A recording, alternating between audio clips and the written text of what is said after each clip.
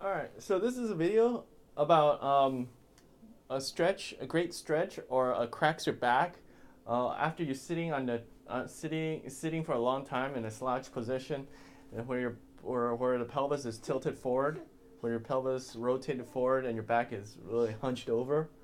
You just get in bed and basically you push it over and then just wait. Depending on that, sometimes you have to adjust how high or low the back is, and then it will naturally crack. If you do it on the other side, you try one side, and then after another, you try the other side. And then you do it all the way out